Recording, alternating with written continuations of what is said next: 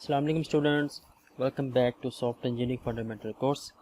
हम लोग बात कर रहे हैं जी सॉफ्टवेयर आर्किटेक्चर स्टाइल्स की, और उनमें जो लास्ट लेक्चर हमारा था उसमें हम लोगों ने क्लाइंट सर्वर आर्किटेक्चर स्टाइल को डिटेल से देखा था, और उसमें से हमारा जो मेजर फोकस था वो था जी क्लाइंट सर्वर आर्किटेक्चर में जो कॉन्फ़िगरेशन है वो।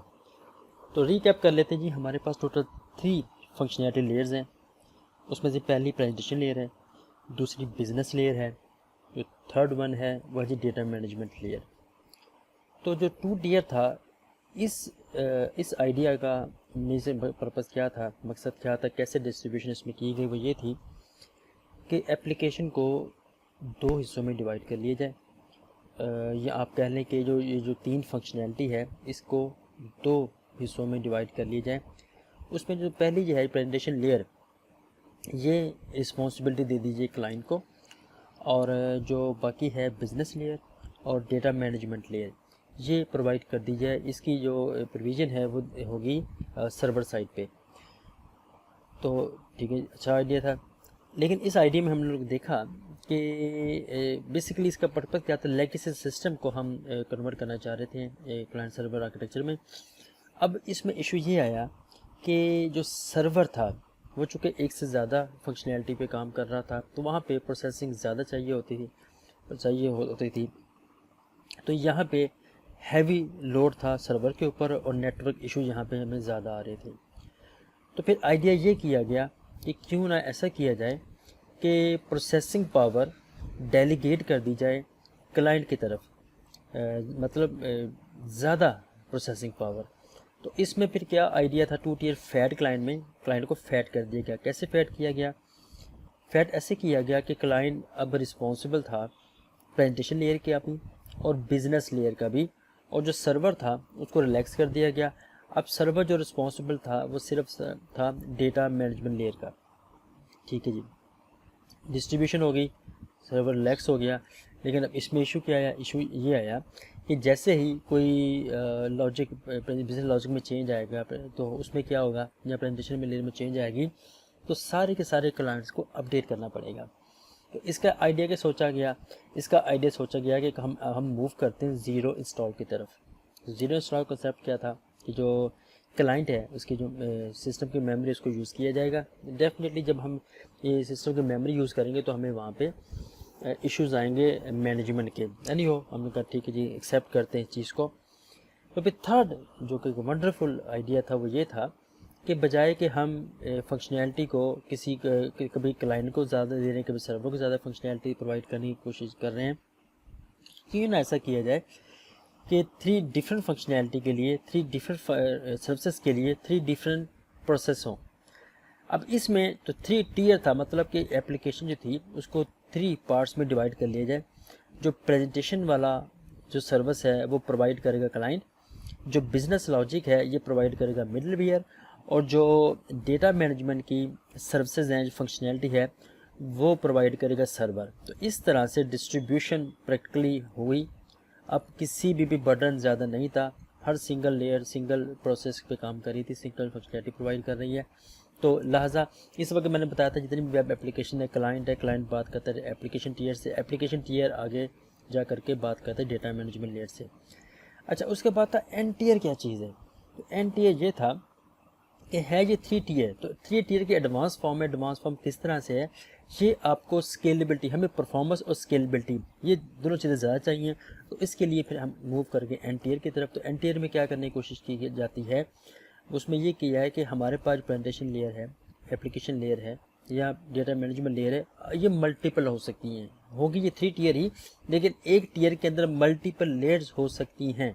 जैसे मैंने देखा था कि जो फ्रंट एंड है हम उसको सिंपल HTML में भी ड्रा कर सकते हैं, HTML5 CSS3 का कॉम्बिनेशन भी लेके आ सकते हैं, उसको फोटोशॉप के साथ भी लेके आ सकते हैं। तो लेकिन सेम एप्लीकेशन के लिए 3 डिफरेंट इंटरफेस दिए जा सकते हैं, इवन विंडो फॉर्म का एप्लीकेशन दिए जा सकता है इस चीज़ का। तो ये सब चीज़ें क्या थी कि मल्टीपल लेयर्स है, मल्टीपल फंक्शनैलिटी है सिंगल टियर के अंदर। तो that was the concept of N tier architecture. उसके बाद हमने कुछ कैरेक्टरिस्टिक्स देखे, दूसरे वर्ड में आप कैसे प्रोज एंड कॉन्स देखे क्लाइंट सर्वर आर्किटेक्चर के। आज हम लोग बात करेंगे वह जी 2 मेजर जो आर्किटेक्चर उसको देखेंगे। एक पाइप एंड फिल्टर है और दूसरे नंबर पर लेड आर्किटेक्चर स्टाइल है। तो जो पाइप एंड फिल्टर आर्किटेक्चर है, इसको समझने के लिए आप रिकॉल करें कि हम लोगों ने डेटा फ्लो डायग्राम में क्या पढ़ा था। डेटा फ्लो डायग्राम में हमने बात की थी कि इनपुट आएगा, डेटा इनपुट किया जाएगा प्रोसेसिंग के लिए, और इस प्रोसेसिंग के ऊपर, इस डेटा के ऊपर जो प्रोसेसिंग की जाएगी, that must be some transformation. मैंने जैसे एग्जांपल दी थी वहाँ पे भी कि अगर स्टूडेंट्स का डेटा पास किया जाए और कहा जाए कि इसमें से उन तमाम स्टूडेंट्स का हमें रिकॉर्ड शो करो या डिटेल शो करो जिनका CGPA 2.0 से लेस देन है, ठीक है, मतलब कोई भी कंडीशन आप इस पर अप्लाई कर सकते हैं। तो इस तरह से ट्रांसफॉर्मेशन इसमें होनी चाहिए, ये सॉर्टिंग कर ली जाए, ये कुछ भी काम है ट्रांसफॉर्मेशन होनी चाहिए, मतलब सेम डेटा आया, सेम डेटा ही आगे मूव ना कर जाए, ये हमारे पास इसका एक आइडिया है। अच्छा, अब इसके बाद थर्ड नंबर पे क्या था कि जब ट्रांसफॉर्मेशन होगी तो आगे से आउटपुट भी जनरेट होगी। 100% ऐसी एप्लीकेशन जहाँ पे ये चीज़ हमें देखनी पड़ती है कि इनपुट आया, ट्रांसफॉर्मेशन होगी, आउटपुट जनरेट होगी, तो हम प्रेफर करते हैं जी pipes and filter architecture styles को। अच्छा, अब इसमें है क्या, इसमें हमारे पास दो चीज़ें आपने समझनी है। जैसे मैंने आपको लास्ट टाइम कहा था कि जितने भी आर्किटेक्चर स्टाइल्स हैं उनमें 3 चीज़ें आप माइंड में रखिएगा, 3 एलिमेंट्स को। नंबर 1 तो ये है कि जब आपने प्रॉब्लम को डिवाइड किया तो जो डिवाइड होने वाले एलिमेंट्स थे वो क्या थे। जैसे क्लाइंट सर्वर में क्लाइंट्स थे, मल्टीपल क्लाइंट्स थे, मल्टीपल सर्वर्स थे। तो यहाँ पे जब हम डिस्ट्रीब्यूट करेंगे अपने प्रॉब्लम को, डिस्ट्रीब्यूट तो नहीं करना चाहिए, मतलब जब हम इसको प्रॉब्लम डिवाइड करके तब लेके आएंगे तो हमारे पास यहाँ पे 2 किस्म के एलिमेंट्स आएंगे, 2 किस्म के कंपोनेंट्स आएंगे। जो पहला कंपोनेंट है उसे कहते हैं फिल्टर, जो दूसरा कंपोनेंट है उसे कहते हैं पाइप। अच्छा, अब क्वेश्चन है कि पाइप क्या करेगा, फिल्टर क्या करेगा। तो अभी जो मैंने बात की थी कि सीरीज ऑफ ट्रांसफॉर्मेशन है कि डेटा की इनपुट आया, उसने ट्रांसफॉर्मेशन इस पर की और आगे से इसकी आउटपुट जनरेट की। तो ये ट्रांसफॉर्मेशन जहाँ पे प्रोसेसिंग होगी उस कंपोनेंट को, उस एलिमेंट को हम कहेंगे फिल्टर। और एक फ़िल्टर से दूसरे फ़िल्टर पर डेटा मूव करने के लिए हमें चाहिए होगा पाइप्स। आप ये समझ लें कि 2 टैंकी लगी हुई, ये पानी के टैंक्स हैं। तो इन एक टैंक से दूसरे टैंक में पानी को मूव करने के लिए, वाटर के फ्लो के लिए हम बीच में जो पाइप यूज़ करते हैं वो फ्लो ऑफ वाटर वहाँ पे ले जाते हैं। यहाँ पे फ्लो ऑफ डेटा है जो एक फ़िल्टर से दूसरी फ़िल्टर की तरफ मूव करेगा। तो ये है जी इनके बीच में रिलेशनशिप। तो लास्ट में हमने देखा था क्लाइंट सर्वर में कि वहाँ पे क्लाइंट्स और सर्वर थे, और क्लाइंट और सर्वर की कम्युनिकेशन हो रही थी थ्रू नेटवर्क थी। तो डेफिनेटली हमें जब आर्किटेक्चर स्टाइल्स पढ़ेंगे दूसरे नंबर पे हमें बताना पड़ता है ये आपस में कनेक्ट कैसे होंगे। तो यहाँ पे जो फिल्टर्स हैं, फिल्टर्स को कनेक्ट करने के लिए पाइप्स होंगे। अच्छा, अब अगेन मैंने आपको लास्ट लेक्चर में हमने एक बात की थी कि हम लोग जो हैं वो एडवांस कंसेप्ट पे बात नहीं करेंगे। जैसे एडवांस कंसेप्ट से मेरा मतलब ये था कि हम प्योर सॉफ्टवेयर आर्किटेक्चर का कोर्स नहीं पढ़ रहे, लिहाजा में इस पर कई चीज़ें हैं जो कोशिश कर रहा हूँ मैं आपको उस लेवल पे तक ना लेके जाऊँ, बिल्कुल बिगिनर्स लेवल पे आपसे डिस्कस कर सकूँ। क्योंकि अगर मैं पाइप और फिल्टर की बात करूँ तो आगे इसके टाइप्स भी हैं, एक्टिव है, पैसिव है, इस तरह के बाकी सब चीज़ें हैं। ज़रा सोचिए कि कैसे डाटा फेच होता है। बस एग्जांपल है, डेटा है पाइप में, वो कैसे फेच होकर फिल्टर में आएगा, फिल्टर कैसे इसको प्रोसेस करके आगे से इसको पुल करेगा पाइप के अंदर, और पाइप आगे से कैसे फेच करेगा इसको अपने अंदर मूव करवाने के लिए। तो ये सब के सब कॉन्सेप्ट भी हैं, क्योंकि यहाँ पे हमारा वो लेवल नहीं है कि जिस लेवल पे हम सब चीज़ों को देख सकें। तो फिलहाल ये भी एक अंडरस्टैंडिंग है कि सब चीज़ें कैसे काम करेंगी। तो अभी तक रूल ऑफ थंब क्या है कि एक ऐसी आर्किटेक्चर जहाँ पे डेटा मूव कर रहा है। अच्छा, मैं अब आपको, अभी हमने ये डिस्कस नहीं किया कि डेटा कैसे मूव कर रहा है, क्या डेटा सीक्वेंस में मूव कर रहा है या पैरेलल में। मतलब एग्जांपल, इसका मतलब क्या है, इसका मतलब ये है कि मेरे पास एक डेटा आया ए पार्ट, वहाँ से हमने मूव किया बी पार्ट में, वहाँ से हमने मूव किया सी पार्ट में। तो ये हमारे पास है सीक्वेंशियल डेटा, सीक्वेंशियल फ्लो है, इसमें पैरेलल एक्टिविटी कुछ नहीं है। लेकिन साथ ही अगर मैं यहाँ पे मेंशन कर दूँ कि ये डेटा फर्दर जो है डिवाइड होगा इधर, तो अब ये दोनों ही काम इकट्ठे होंगे, इधर को भी और इधर को भी। तो अब इसमें पैरेललिज्म आ चुका है। तो अभी तक हम ये डिस्कस नहीं कर रहे कि मैं जो पाइप्स और फिल्टर है ये किस सीक्वेंस में चलेंगे। मैं बस यही कह रहा हूँ सीरीज ऑफ ट्रांसफॉर्मेशन वो कैसे है, अभी इसकी बात कर लेंगे।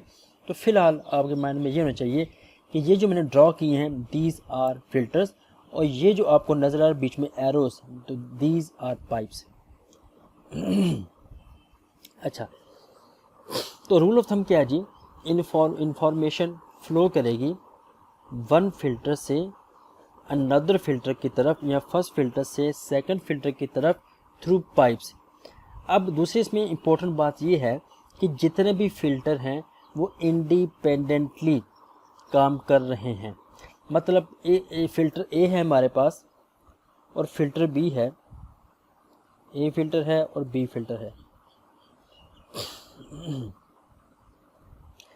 अब यहाँ पे बी फिल्टर को कोई इन्फॉर्मेशन नहीं है ए के बारे में, जो ए फिल्टर है उसको बी के बारे में कुछ भी नहीं पता।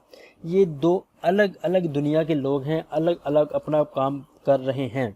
ए को पता है जी कि मुझे जो डेटा मिलेगा मैंने उसको कैसे ट्रांसफॉर्मेशन करनी है, बी को पता है मुझे किस टाइप का डेटा मिलेगा और मैंने कैसे उसको कैसे ट्रांसफॉर्मेशन करनी है। ये जो इंडिपेंडेंटली काम कर रहे हैं, मैं समझता हूँ कि इसकी जो स्केलेबिलिटी का इसका जो एलिमेंट है या इसकी जो परफॉर्मेंस है, इसमें बाकी चीज़ आगे जाके देख लेंगे, ये इसको स्ट्रेंथ देता है चीज़ को। ठीक है, तो अब ये मैं बात कर रहा हूँ पाइप एंड फिल्टर की। अब लेकिन इसका बेनिफिट क्या है, इसका बेनिफिट ये है, आगे जाके हम अभी डिस्कस करेंगे बैच सीक्वेंशियल में। वहाँ पे बैच सीक्वेंशियल में ये प्रॉब्लम है जो मैंने अभी आपसे डिस्कस कर रहा हूँ कि बैच सीक्वेंशियल में क्या होगा कि जब तक a module, a process, a filter अपनी प्रोसेसिंग कंप्लीट नहीं कर लेता उस वक़्त बी कुछ भी नहीं कर सकता। बी कंपोनेंट या B filter has to be wait for A. जब तक ए अपनी आउटपुट जनरेट नहीं कर सकता बी कुछ भी नहीं कर सकता। तो यहाँ पे वेट वाला कंसेप्ट हमें नज़र आता है जब हम इसकी तरफ मूव करते हैं। लेकिन ये जो चीज़ थी ये पाइप एंड फिल्टर ने मूव कर दी है कि जितनी ट्रांसफॉर्म एग्जांपल है कि मैं कहता हूँ जी हमारे पास डेटा है जी स्टूडेंट का 45 का, अभी हमने देखा कि अभी सिर्फ 10 स्टूडेंट का डेटा ही प्रोसेस हुआ है। तो अभी होना भी चाहिए था कि पूरी की पूरी क्लास का डेटा प्रोसेस होता आगे मूव करता, तो जितना जितना काम होता जा रहा है आगे के ट्रांसफर होता जा रहा है, ताकि जितना काम हो चुका है दूसरे जो फिल्टर्स हैं उसको यूज़ में लेके आएँ। जो इस तरह से ये हमें बेनिफिट दे देते हैं इस पॉइंट ऑफ व्यू से। इसके बाद थर्ड नंबर पर हम देखते हैं कि जो अभी मैंने बात की है पाइप्स की, पाइप और फिल्टर की, तो इसकी डायग्राम देख लेते हैं। तो ये हमारे पास पाइप है।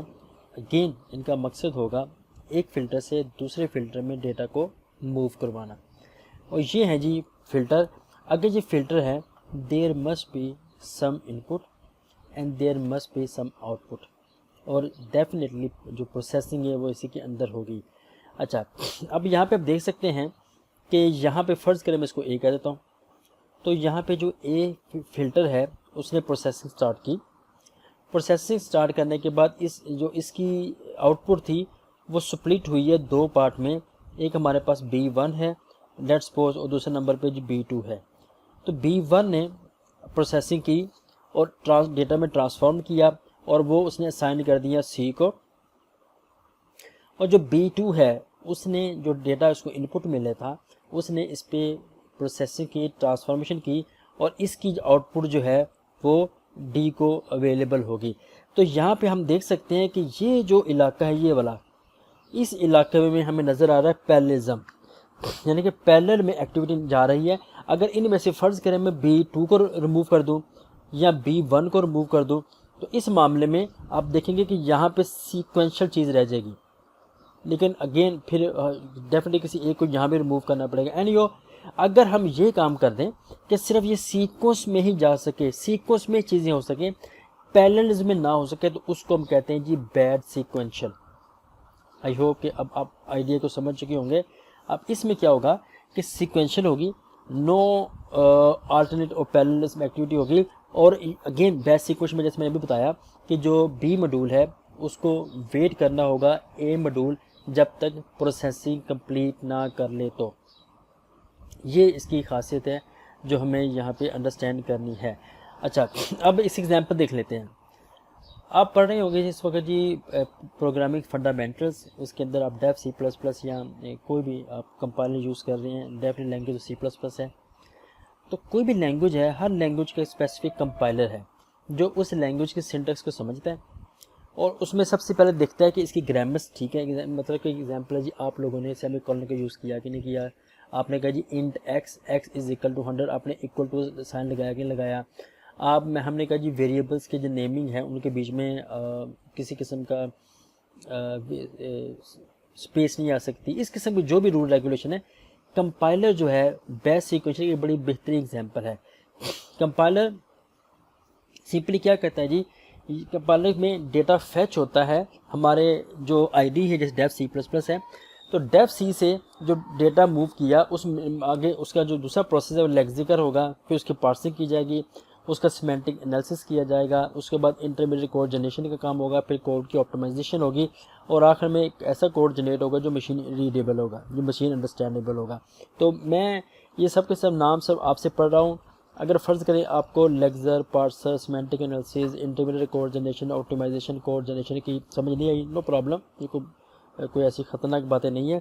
उसकी रीज़न ये है कि ये जितना भी काम है ये कोर्स है जी compiler construction. Definitely I am sure you are going to be read in your 6 semester 7 semester something, इस डिग्री में कहीं ना कहीं आप इसको पढ़ेंगे, तो वहाँ पे डिटेल में आप इन सब चीज़ों को देख सकते हैं। यहाँ पे सिर्फ इतना ही आइडिया करें कि लेक्सर को जो डेटा मिला, जो इनपुट मिली, उसने इसके ट्रांसफॉर्मेशन में चेंज किया, उसके ऊपर कोई रूल लगाए, और रूल लगाने के बाद उसने इसकी पार्सिंग की तरफ गया। पार्सिंग में अगर ग्रामर को देखा गया कि जो सी प्लस की ग्रामर है क्या उसको फॉलो किया गया कि नहीं किया गया, तो अगर वो फॉलो ग्रामर कर ली गई है तो उसके बाद हमने इसको सिमेंटिक देखा, जो सिमेंटिक के रूल रेगुलेशन है वो फॉलो हुए कि नहीं हुए। अगर ये सारे काम हो चुके हैं तो फिर हमने इंटरमीडिएट कोड जनरेट किया। जब इंटरमीडिएट कोड जनरेट हुआ तो इसको ऑप्टिमाइज़ किया गया बेटर परफॉर्मेंस के लिए, तो बेटर परफॉर्मेंस के ऑप्टिमाइजेशन के बाद इसको ट्रांसफॉर्म किया गया एक ऐसे कोड में जो मशीन रीडेबल है। तो ये सारा का सारा सीक्वेंशियल है। अब आप देख सकते हैं इसमें कोई भी पैरेलल एक्टिविटी नहीं है, तो ये एक बेहतरीन एग्जांपल है बैच सीक्वेंशियल की। आई होप अब आप लोग दोनों में हो ये सेम ही काम रहा है, पाइप एंड फिल्टर में भी वही काम हो रहा है, बैच सीक्वेंशियल में भी सेम काम हो रहा है। बस इनपुट मिल रही है, प्रोसेसिंग हो रही है, ट्रांसफॉर्मेशन हो रही है, आउटपुट जनरेट हो रही है। पाइप एंड फिल्टर में भी हो रहा है, बैच सीक्वेंशियल में भी हो रहा है। डिफरेंस क्या है जी? डिफरेंस इसमें ये है कि बैच सीक्वेंशियल में आपको ऑल्टरनेटिव्स या पैरेललिज्म नज़र आता है, सीक्वेंशियल सब चीज़ें नहीं होती, जबकि यहाँ पे आपको सिर्फ सीक्वेंशियल नज़र आएगा। दूसरे नंबर पर बैच पाइप एंड फिल्टर में जो सेकंड मॉड्यूल है वो फर्स्ट मॉड्यूल का वेट नहीं करता कि वो कंप्लीट प्रोसेसिंग कंप्लीट कर ले अपनी, जबकि बैच सीक्वेंशियल में एग्जांपल है पार्सर को मस्ट हैव टू वेट, जब तक लेक्सर अपना काम कंप्लीट नहीं करता पार्सर अपना काम कुछ भी नहीं कर सकता। तो ये दोनों में मेजर डिफरेंस है। आई होप अब आपने इस आइडिया को गेट कर लिया होगा। ये जो मैं डायग्राम अभी आपके सामने आपको दिखा रहा हूँ, ये डायग्राम आई है जी समरविले की जो बुक है सॉफ्ट इंजीनियरिंग, वहाँ से मैंने ली है। अब बेसिकली हमारे पास यहाँ पे दो चीज़ें होती हैं, सोर्स नोड और सिंक नोड। दूसरे वर्ड में सिर्फ फ़िलहाल आप सिर्फ ये समझें कि डेटा कहाँ से रीड किया गया, वो हमारे पास सोर्स नोड है। जैसे यहाँ पे हमारे पास डेटा की एक फाइल है, डेटाबेस है, एक्सेल शीट है, वट जो भी है, ये आप इस हेडिंग ना लें कि इनवॉइस की एक जगह है जहाँ पे डेटा रिजाइड करता था, किया हुआ था। इनवॉइस से डेटा को रीड किया गया और पेमेंट से डेटा को रीड किया गया, तो ये है डेटा सोर्स जहाँ से डेटा को रीड किया गया। इनवॉइस का डेटा ये आपको नज़र आ रहा है, ये यहाँ पे ये सब के सब जो आपको नज़र आ रहे हैं, दीज आर फिल्टर्स। अच्छा, अब हुआ क्या, इनवॉइसेस से डेटा को रीड किया गया और वो एक फ़िल्टर है जिसका नाम है रीड इशूड इनवॉइसेस, कि जो इनवॉइस इशू कर दी गई हैं उनको रीड करो, और रीड करने के बाद फिर क्या करो, उनमें से आइडेंटिफाई करो पेमेंट्स को। ठीक है, तो जिनकी पेमेंट्स ड्यू है, अगर यहाँ से देखें पेमेंट्स और इनवॉइसेस दोनों डेटा इनको मिल चुका है। अब जिनकी पेमेंट्स ड्यू हैं उनकी ड्यू देखें, फाइन पेमेंट्स ड्यू, और उसके बाद उनको इशू करें रिमाइंडर कि भाई आपने पेमेंट करनी है, और फिर इसको स्टोर कर ले रिमाइंडर्स के टेबल में, रिमाइंडर की फ़ाइल में, जहाँ पे लिखा होगा कि इन लोगों ने ये पे करना है। और दूसरे नंबर पर अगर तो वो पेमेंट्स हो चुकी हैं तो जस्ट सिंपली इशू रिसीव कर दें और रिसीप्स के जो डेटा है वहाँ पे जाके उसको स्टोर कर दें। तो ये अगेन मैं जैसे मैंने अभी आपको बताया कि इसमें ये जो आपको नज़र आ रहे हैं, these are data store data sink, should say जहाँ से डेटा को, एक्चुअली मैं इसका टेक्निकल नाम इसलिए ले रहा कि हम लोग चूँकि इस लेवल पे नहीं बात कर रहे हैं, तो आप सिंपली ये देख लें कि जहाँ से डेटा को रीड किया गया और यहाँ से डेटा को रीड किया जा रहा है और यहाँ पे डेटा को स्टोर किया जा रहा है, सिंक किया जा रहा है। तो बस सिंपल वर्ड में आपसे ये समझने की कोशिश करें। अच्छा, बेनिफिट क्या है जी इस चीज़ के? एक तो है कि अंडरस्टैंडेबल है, इजी रीजनिंग है कि इनपुट हो रही है, प्रोसेसिंग हो रही है, आउटपुट जनरेट हो रही है। दूसरे नंबर पे इसमें आपको नज़र आएगी ये बड़ी आसानी से एक्सटेंडेबल है। कैसे एक्सटेंडेबल है जी? जैसे हमने बात की थी कि जो फ़िल्टर्स हैं वो एक दूसरे पर डिपेंडेंट नहीं है। तो अगर मैं किसी फ़िल्टर को इसमें से रिमूव कर दूँ, बाकी आर्किटेक्चर को कोई फ़र्क नहीं पड़ेगा। अगर मैं किसी फ़िल्टर को अपग्रेड कर दूँ तो बाकी आर्किटेक्चर को कोई फ़र्क नहीं पड़ेगा, कोई वो एक दूसरे पर डिपेंडेंट ही नहीं है। इसी तरह से इसकी जो इसमें जो थ्रूपुट है, मतलब कि इसकी जो परफॉर्मेंस इंप्रूव करने के लिए आप इसकी एनालिसिस को सिमुलेट कर सकते हैं बड़ी आसानी के साथ। और अगर हम चाहते हैं कि कुछ एक ऐसी आर्किटेक्चर हो जहाँ पे कंकरेंसी में, मतलब एक से ज़्यादा टास्क मल्टीटास्किंग वाला काम जहाँ पे किया जा सके कंकरेंसी में, तो वहाँ पे भी आपको नज़र आएगा ये आर्किटेक्चर एक बड़ा सूटेबल आर्किटेक्चर स्टाइल है। प्रॉब्लम क्या है जी? जैसे हमने देखा कि बैच प्रोसेसिंग है, उसमें क्या होगा कि जो इंटरेक्टिव ऐप्स हैं जहाँ पे यूज़र का इंटरेक्शन आता है, आगे से फिर उसको डिसीजन होता है, आगे जो भी काम करना पड़ता है, यहाँ पे आप देखेंगे कि यूज़र इंटरेक्शन उस लेवल का नहीं है इस पूरे के पूरे ऐप्स में। अच्छा, उसके अलावा फ़र्ज़ करें हमारे पास दो फिल्टर हैं, जैसे मैंने कहा B1 और B2 है। क्या हम ये आइडेंटिफाई कर सकते हैं कि इनमें कहीं डुप्लीकेशन तो नहीं हो रही, मतलब दोनों सेम एग्जीक्यूशन तो नहीं कर रहे, डुप्लीकेशन एग्जीक्यूशन? तो इस किस्म की फॉर्मेट चेकिंग का इशू यहाँ पे भी हमें होगा। और उसके अलावा फ़र्ज़ करिए हमारे पास एक ये सोर्स है और यहाँ तक पहुँचने के लिए हमने इसके बैक पे हमारे पास दो प्रोसेस थे, एक ये प्रोसेस था, उसके बाद दूसरा नंबर एक्चुअली प्रोसेस तो नहीं, मुझे कहने फ़िल्टर करना चाहिए। अब एक फ़िल्टर ये है, एक फ़िल्टर ये है। जब हम यहाँ पे पहुँचे तो यहाँ पहुँचने के बाद हमने देखा कि आउटपुट गलत आ रही है, वो आउटपुट नहीं आ रही जो हम उम्मीद कर रहे थे। अब इसमें प्रॉब्लम क्या आएगा? एरर हैंडलिंग सबसे बड़ा प्रॉब्लम आएगा कि किस फ़िल्टर ने गलत आउटपुट जनरेट की है। तो इस बैक ट्रेसिंग वाला जो काम है यहाँ पे हमें मुश्किल लगता है। तो that was pipes and filter architecture. I hope कि ये अब आपकी अंडरस्टैंडिंग में आ गया होगा। वेरी वेरी फेमस, मतलब लेयर आर्किटेक्चर मेरा नहीं ख्याल करता कि आप अपनी लाइफ में इससे बच सकेंगे एज अ सॉफ्ट इंजीनियर। ये आपसे क्या कहती है जी? वेरी, मैं समझता हूँ, मैं इस आइडिया को बड़ा पसंद करता हूँ जी। ये कहते जी कि जो एप्लीकेशन को जब डेवलप करें, जो आर्किटेक्ट करें, उसको लेयर्स में लेके आएँ। ठीक है जी। आपने देखा जो कि हमारे पास जो क्लाइंट सर्वर में कॉन्फ़िगरेशन थी उसमें 3 लेयर्स थी, एक प्रेजेंटेशन की थी, दूसरी बिजनेस लेयर थी, थर्ड डेटा मैनेजमेंट लेयर थी। लेयर आर्किटेक्चर स्टाइल ये आप उसकी एग्जांपल कह सकते हैं, लेकिन उसमें इसमें डिफरेंस ये है कि आपको जितनी लेयर चाहिए, आप कहते हैं जी मेरा काम 3 लेयर से नहीं चला, 4 से चलेगा, 4 से चलेगा, 10 से चलेगा, यू आर फ्री। आप जितनी लेयर्स ज़्यादा यूज़ करना चाहते हैं आपकी मर्ज़ी है।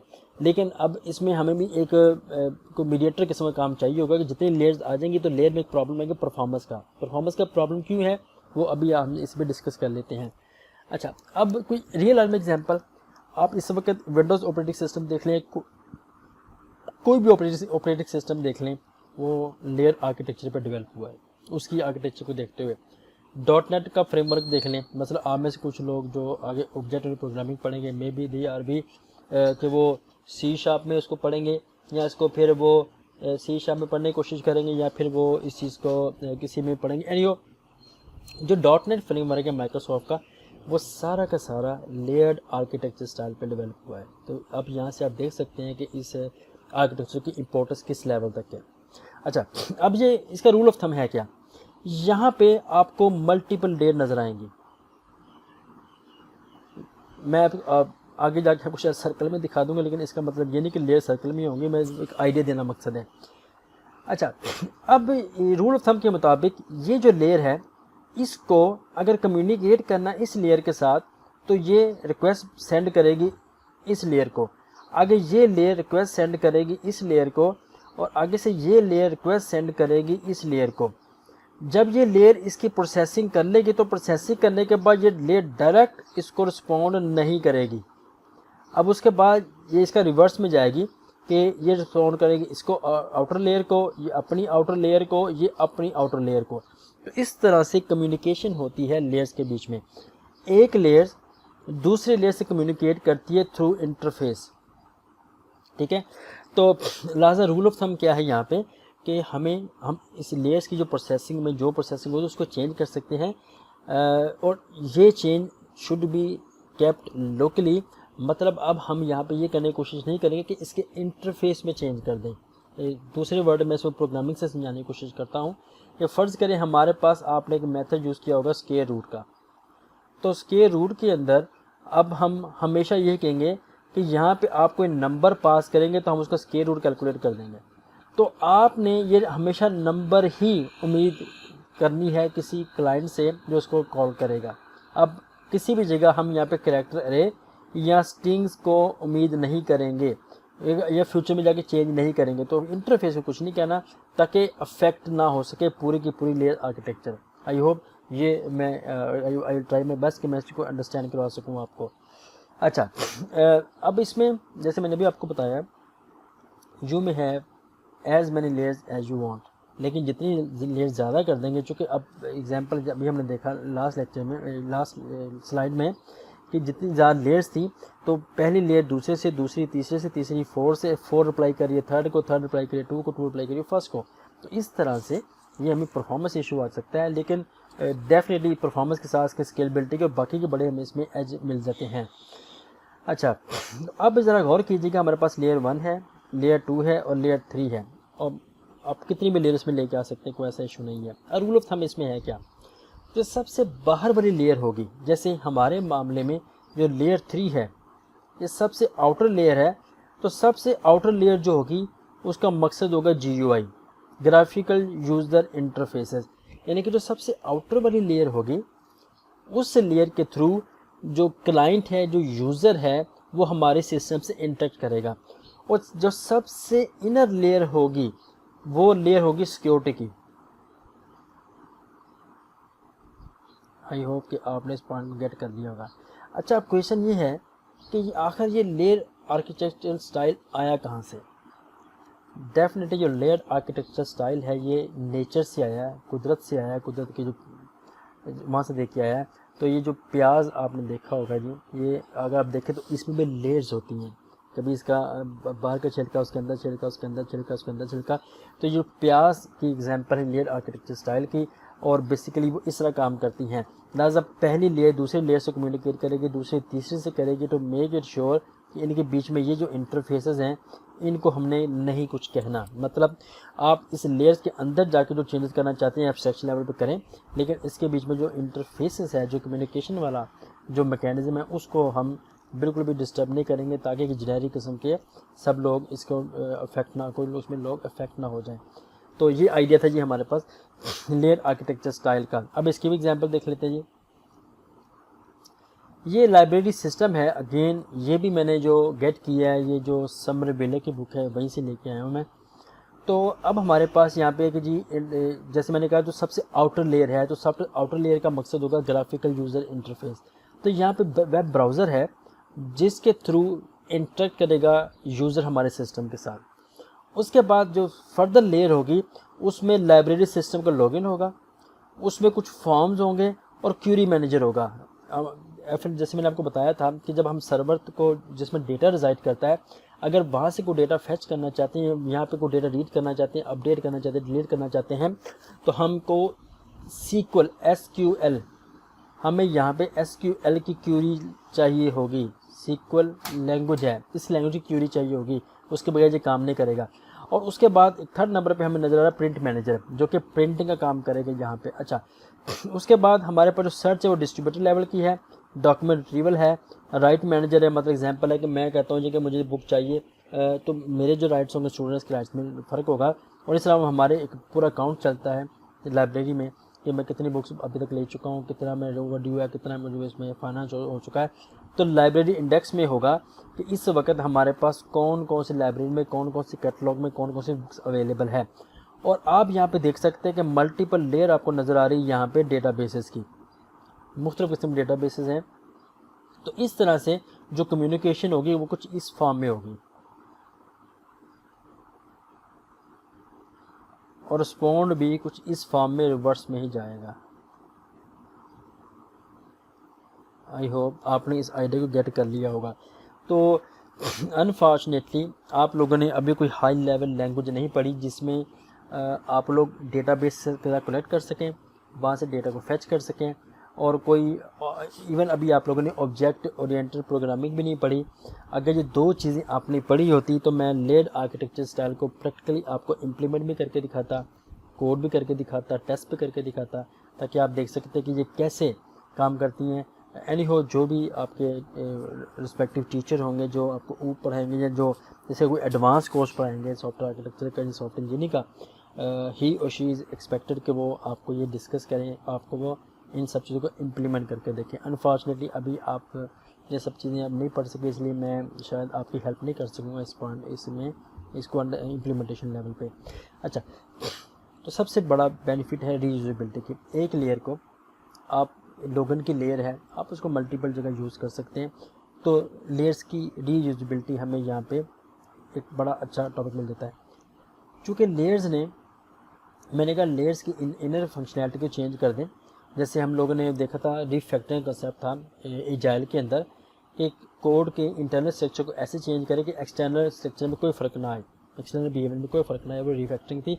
तो यहाँ पे भी हम स्टैंडर्डाइजेशन की तरफ जा रहे हैं कि हम इंटरफेस को कुछ भी नहीं कह रहे, लिहाजा ये सपोर्ट करती स्टैंडर्डाइजेशन को।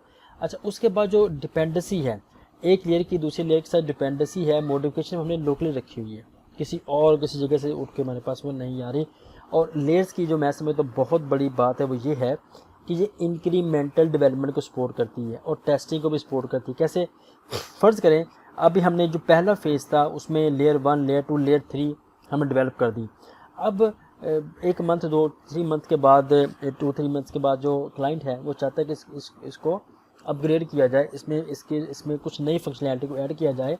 तो हम सिंपली क्या करेंगे, यहाँ पे एक फर्दर लेयर को ऐड करेंगे जो लेयर 4 के नाम से होगी, और वहाँ पे उसकी फंक्शनैलिटी को लेके आ जाएंगे। तो इस तरह से लेयर 4, 5, 6, 7 आगे मूव करेगा। जैसे मैंने आपको लास्ट में बताया था कि जो सबसे बड़ा प्रॉब्लम हमें लेयर आर्किटेक्चर में स्टाइल में नजर आता है वो परफॉर्मेंस का है। कैसे?